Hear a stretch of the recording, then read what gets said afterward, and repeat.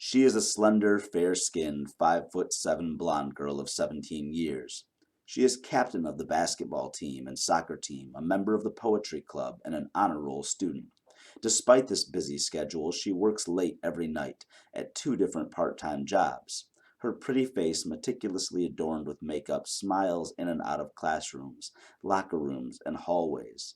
Her parents are a married middle-class couple, both of whom work regular day jobs. While they never attend parent-teacher conferences or even answer teacher phone calls, one or both can regularly be found at her games, cheering through smiles of their own and making lighthearted conversations with the other adults, especially happy to soak up the praise for their daughter's several accomplishments. At home, the picture is less serene.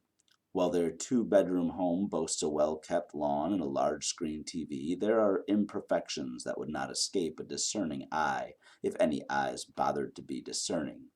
Small dents can be found in the walls just under 5'7" from the floor. Minimal supplies of food can be found in the cupboards or refrigerators, while an abundance of narcotics can be found in the backyard's large but unassuming shed. There is a generous supply of aluminum and glass in the kitchen cabinets and sink that offer a tangy aroma of cheap beer mingled with expensive whiskey. The place she calls home is a domicile of abuse and neglect, but nobody knows, and she wishes to keep it that way. Her older brother used to absorb the brunt of the sharp words and heavy hands of the parents between their day jobs and evening recreation. That was back before his car accident, before his funeral, before she realized how much he shielded her when they were younger.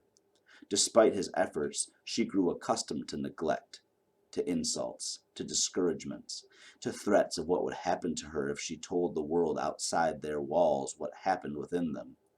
She was raised to know that it's not a child's place to question a parent's choices, so the scant money she collects from her job pays for her own essentials.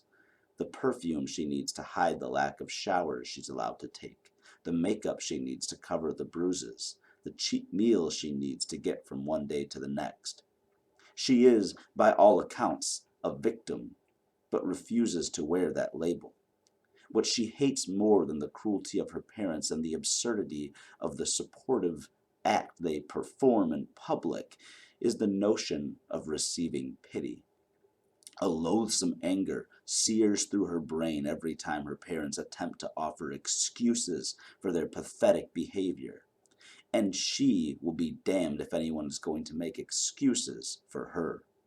She wants nothing more than to be normal, so she overcompensates in any way she can. She shows so much kindness and consideration to the people around her that they could never imagine how desperately deprived she is of love. She smiles so brightly they can never see her pain. She excels so aggressively in academic studies that no one would ever guess she has to study on a cold floor under the glow of a Bic lighter flame when her parents' priorities are out of sorts. Her slender legs bound up and down the court or field so relentlessly that no one would suspect her stomach aches for nourishment. In the end, her abject refusal to accept the world's pity for her parents' folly means that she does whatever it takes to hide. She and countless other young troubled victims expect no happy ending or relief from their pain, and so they stand out so they can blend in.